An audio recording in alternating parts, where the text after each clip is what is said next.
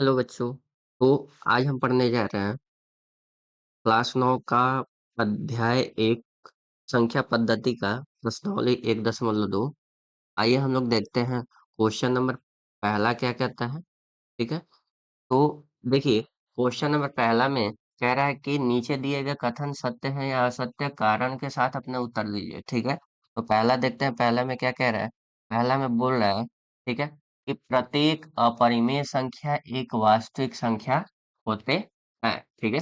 ये क्या बोल रहा है कि ये प्रत्येक वास्तविक संख्या जो प्रत्येक अपरिमेय संख्या जो होते हैं वो वास्तविक संख्या होते हैं। ठीक है। तो आइए हम लोग देखते हैं कि अपरिमेय संख्या। देखिए, अब यहाँ पे ध्यान दीजिए कि वास्तविक संख्या जो होते हैं, ठीक है, वास्तविक संख्या जो होते हैं,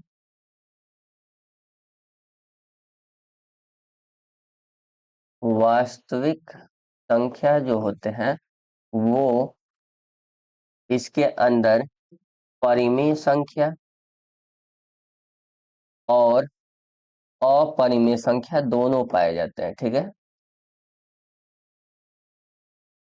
वास्तविक संख्या के अंदर क्या पाए जाते हैं, तो परिमेय संख्या और अपरिमेय संख्या पाए जाते हैं। यहाँ पे क्या कह रहा है कि जो अपरिमेय संख्या है वो एक वास्तविक संख्या होती है। तो क्या ये अपरिमेय जो संख्या है वो वास्तविक संख्या होगा? तो ये अपरिमेय किसके अंदर आता है? वास्तविक संख्या के अंदर आता है। ठीक है। वास्तविक संख्या क्या होता है, तो परिमेय संख्या और अपरिमेय संख्या का समूह होता है। तो इसलिए हम लोग क्या कह सकते हैं कि जो अपरिमेय है वो वास्तविक संख्या है। ठीक है। मतलब क्या कह सकते हैं कि प्रत्येक अपरिमेय संख्या एक वास्तविक संख्या होती है। तो इसका आंसर क्या हो जाएगा? सत्य। ठीक है। देखिए, क्यों? क्योंकि अपरिमेय किससे बना है, किसके अंदर आता है? वास्तविक संख्या के अंदर। ठीक है। तो इसलिए हम लोग इसे क्या कहेंगे कि प्रत्येक अपरिमेय संख्या क्या होते हैं? वास्तविक संख्या होते हैं। ठीक है। दूसरा क्वेश्चन देखते हैं। सॉरी, इसी का दूसरा क्वेश्चन। तो इसका दूसरा क्वेश्चन क्या कह रहा है कि संख्या रेखा पर प्रत्येक बिंदु, संख्या रेखा पर प्रत्येक बिंदु जो है वो क्या है? संख्या रेखा पर प्रत्येक बिंदु रूट एम के रूप का होता है, जहां एम एक प्राकृतिक संख्या होता है। तो कह रहा है कि जो संख्या रेखा पर जो प्रत्येक बिंदु होते हैं वो रूट एम के रूप में होते हैं, और जहां पे एम एक प्राकृत संख्या होता है। जैसे देखिए, हम लोग अगर कहा जाए ऐसे कि अगर हम लोग एक संख्या रेखा देखें, ठीक है, ये पहले का है, दूसरे का देखते हैं। तो ये दूसरा जो है एक संख्या रेखा है। ठीक है। इस संख्या रेखा पर मान लेते हैं जितने भी सारी संख्या है, 0, 1, 2, 3, 4, 5। ठीक है। ये सभी क्या बोल रहा है कि ये सभी और रूट एम मतलब रूट के रूप में रहते हैं। और जहां पे ये जो रूट है, रूट के अंदर जो संख्या है वो क्या होते हैं, वो प्राकृत संख्या होते हैं। ठीक है। ये रूट के अंदर जो भी संख्या है वो क्या बोल रहा है कि ये एक प्राकृत संख्या होता है। तो अगर आइए, अगर प्राकृत संख्या है तो देखते हैं कैसे। यहाँ पे देखिए, रूट एक है, रूट एक। अब रूट के एक जो होता है वो किसका वर्गमूल होता है? एक का। ठीक है। अब यहाँ पे देखिए, अब रूट दो किसका वर्गमूल है? वो किसी का नहीं। ठीक है। और रूट तीन जो है वो भी किसी का नहीं। तो इसका मतलब कि ये जो है वो प्राकृत संख्या के लिए सही नहीं है। ठीक है। तो ये क्या होते हैं, तो संख्या रेखा पर सभी संख्या वो रूट एम के रूप में नहीं होता है। ठीक है। संख्या रेखा पर, संख्या रेखा पर प्रत्येक बिंदु और रूट एम के रूप में नहीं होते हैं। ठीक है। वो रूट एम के रूप में नहीं होते हैं। ठीक है। क्यों? क्योंकि अभी हम लोग देखे हैं कि जो रूट एक है वो एक का तो वर्गमूल है, लेकिन रूट दो जो है वो किसी का वर्गमूल नहीं है। ठीक है। रूट तीन भी किसी का वर्गमूल नहीं है। समझ में आ रहा है? अब यहाँ पे देखिए, क्वेश्चन नंबर तीसरा क्या कह रहा है? यहाँ पे क्वेश्चन नंबर तीसरा जो है वो बोला है कि प्रत्येक वास्तविक संख्या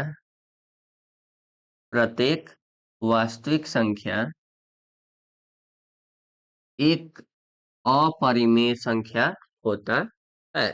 ठीक है। प्रत्येक वास्तविक संख्या क्या होते हैं? एक अपरिमेय संख्या होता है। ये क्या बोला? कह रहा है कि सभी जो वास्तविक संख्या होते हैं वो कैसे होते हैं? तो वो अपरिमेय संख्या। अब बताइए, वास्तविक संख्या किसका समूह होता है? तो वास्तविक संख्या के अंदर क्या होते हैं?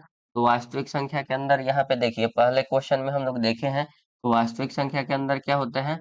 तो यहाँ वास्तविक संख्या के अंदर पाए जाते हैं परिमेय भी संख्या पाए जाते हैं और अपरिमेय संख्या भी पाए जाते हैं। ठीक है।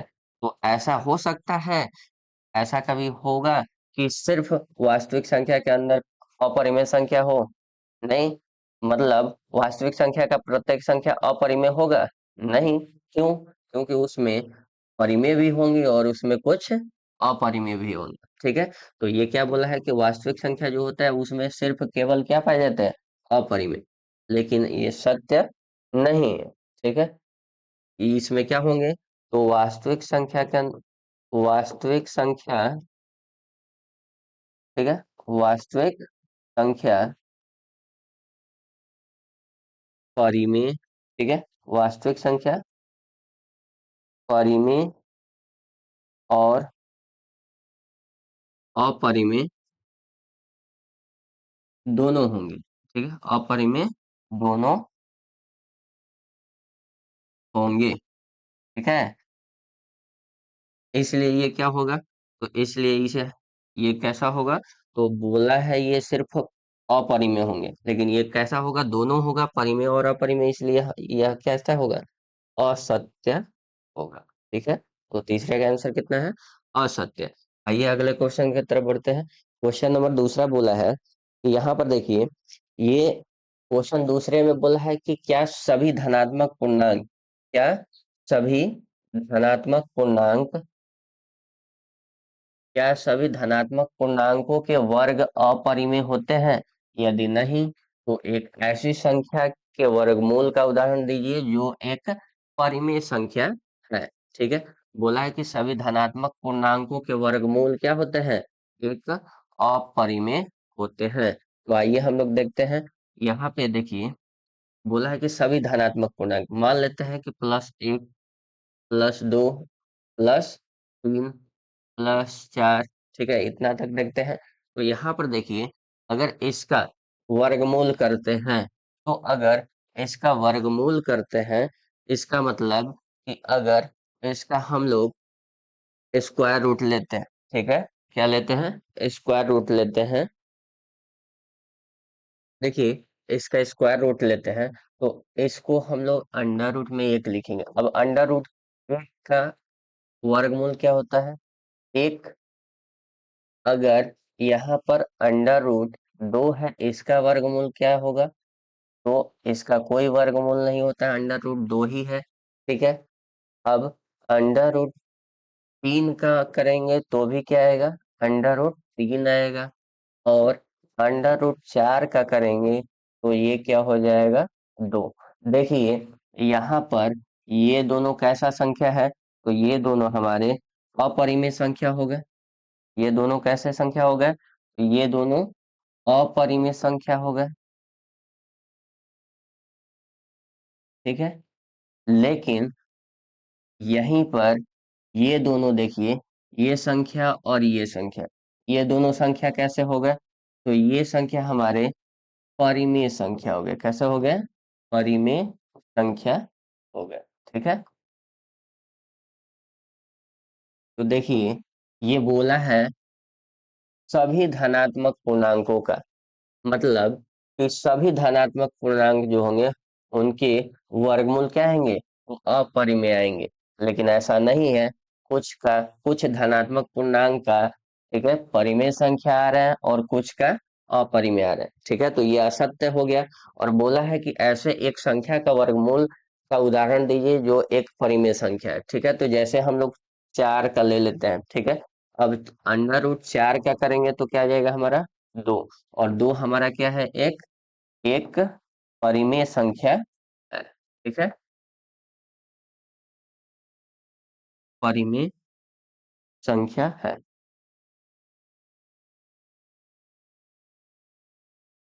क्वेश्चन नंबर तीसरे की तरफ बढ़ते हैं। क्वेश्चन नंबर तीसरा देखते हैं क्या कह रहा है। क्वेश्चन नंबर तीसरा कह रहा है कि दिखाइए कि संख्या रेखा पर रूट 5 को किस प्रकार से निरूपित किया जा सकता है। ठीक है, देखिए, तो रूट 5 को हम लोग किस प्रकार से संख्या रेखा पर निरूपित करते हैं। ठीक है, तो सबसे पहले हम लोग क्या करेंगे, एक संख्या रेखा खींचेंगे। सबसे पहले एक संख्या रेखा लेते हैं। ठीक है, तो यहाँ पर एक संख्या रेखा खींचते हैं और इस संख्या रेखा पर हम लोग कुछ नंबर्स दर्शा देते हैं। तो यहाँ पर देखिए, यहाँ पर 0, यहाँ पर 1, यहाँ पर 2। ठीक है, और इधर 3 हो जाएगा, यहाँ पे 3। देखिए, हम लोग क्या करेंगे, सबसे पहले ध्यान दीजिएगा कि जितना भी निकालना होगा हमें, जितना भी, जैसे जिसको भी हमें संख्या रेखा पर निरूपित करना है, जैसे रूट 5 है। ठीक है, तो रूट 5 को हम लोग क्या करना है, संख्या रेखा पर निरूपित करना है।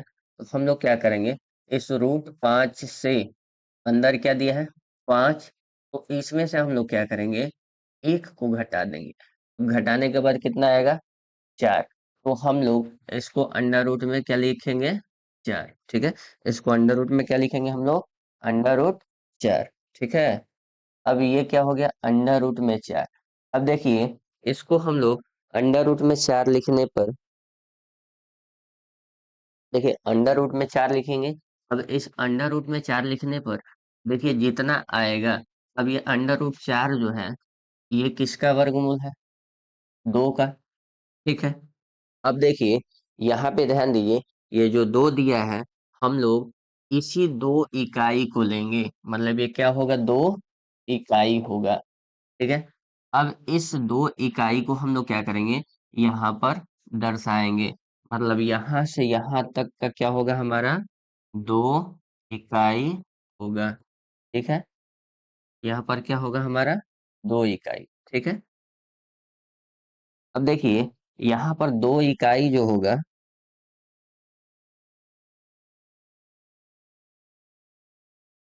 अब इस 2 इकाई को हम लोग, या एकल कहते हैं, इसको क्या कहते हैं हम लोग, या तो इसको हम लोग एकल कह सकते हैं। ठीक है, तो इकाई के जगह पर हम लोग क्या लिख सकते हैं, एकल भी लिख सकते हैं। अब यहाँ देखिए, 2 इकाई ले लिए।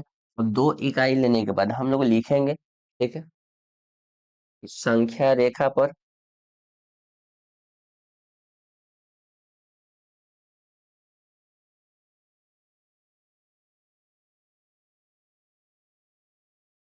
संख्या रेखा पर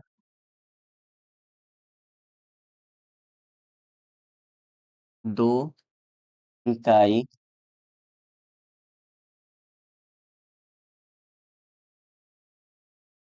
लेने पर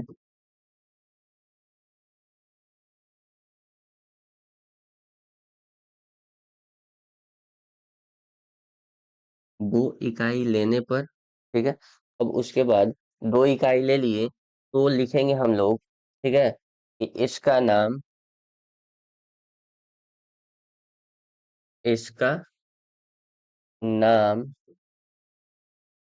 A B रखने पर, ठीक है, इसका नाम क्या रखेंगे हम लोग, A B। तो यहाँ पे देखिए, यहाँ का नाम ए हो जाएगा और यहाँ का नाम क्या होगा, बी। ठीक। अब इस बी को हम लोग क्या करेंगे, लिखेंगे इस बी पर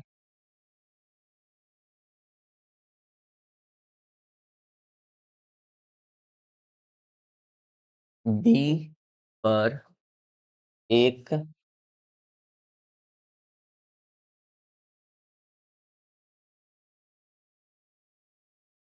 एक इकाई का लंब खींचे। ठीक। लंब खींचे और लंब खींचने के बाद इस पर क्या करें, लंब खींचे। और लंब खींचने के बाद देखिए, हम लोग क्या करेंगे, इस दो पर हम लोग एक लंब खींचेंगे। ठीक है। लंब खींचने के बाद, लंब खींचे बिंदु सी तक। अब बिंदु क्या करें, यहाँ पर नाम दे दें सी। ठीक है। अब देखिए, यहाँ पर क्या करें, एक यूनिट, एक इकाई का, अब एक इकाई जहाँ पे होगा वहां पे हम लोग क्या करेंगे, इसको खींचेंगे और उसका नाम क्या दे देंगे हम लोग, सी। इसका नाम क्या देंगे हम लोग, सी।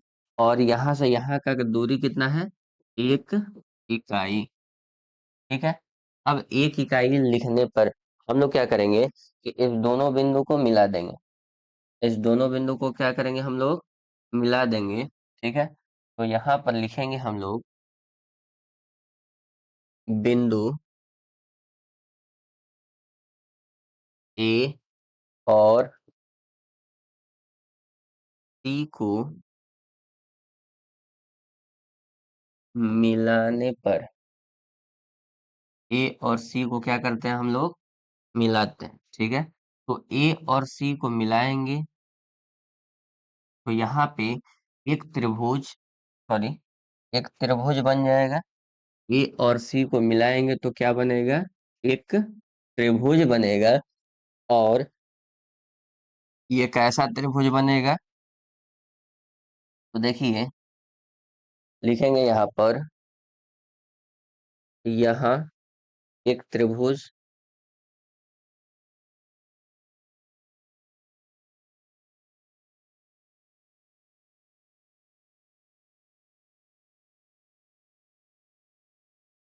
यहाँ एक समकोण त्रिभुज, यहाँ एक समकोण त्रिभुज का निर्माण हुआ।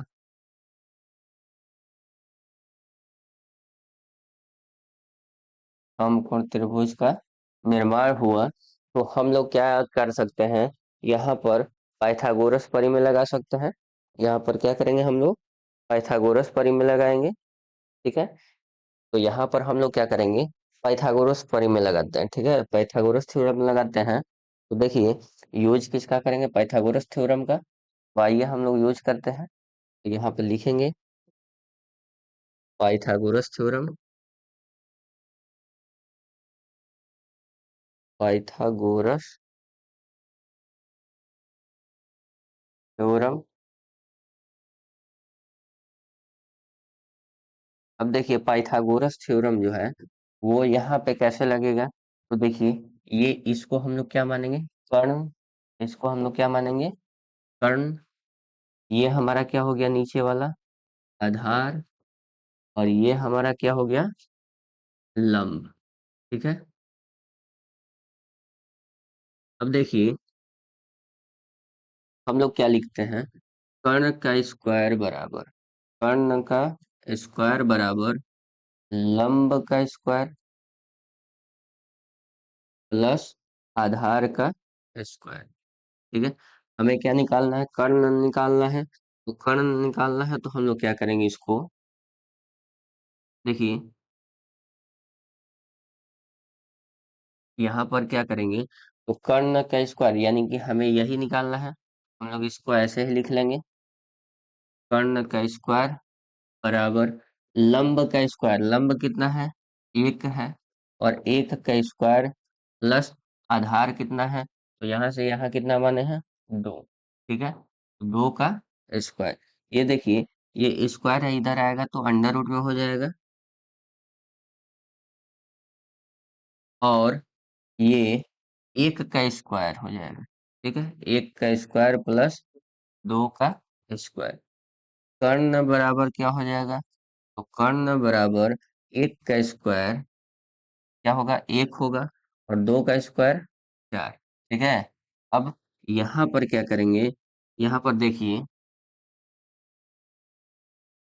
ध्यान दीजिए, तो यहाँ पर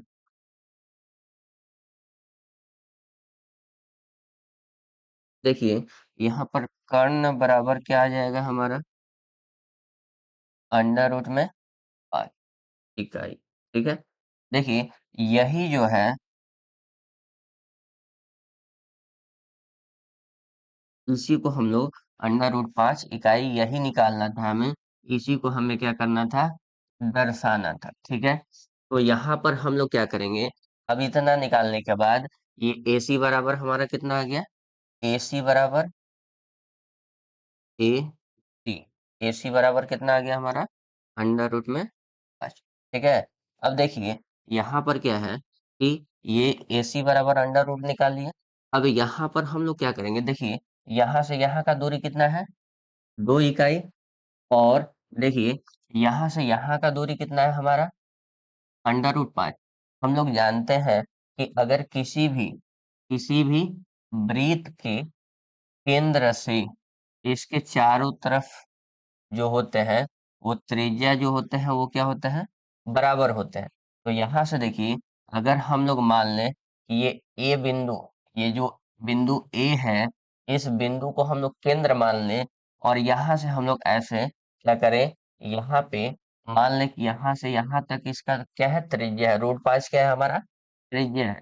तो अब यहाँ से हम लोग ऐसे घुमाएंगे जहाँ पे कट करेगा। ठीक है, जहाँ पे हमारा सर्कल यानी कि वृत्त कट करेगा, वही हमारा क्या हो जाएगा, रूट पाँच हो जाएगा।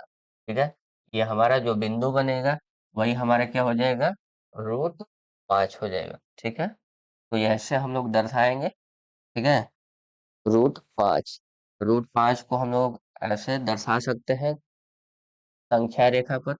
अगले क्वेश्चन की तरफ बढ़ते हैं।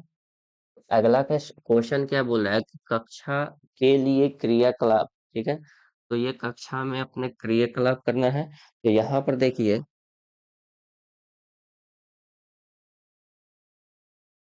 हमारा आज एक प्रश्नावली 1.2 खत्म हुआ। ठीक है, अगर आप लोग को वीडियो अच्छा लगा हो तो प्लीज लाइक करें और शेयर करें एंड सब्सक्राइब करें।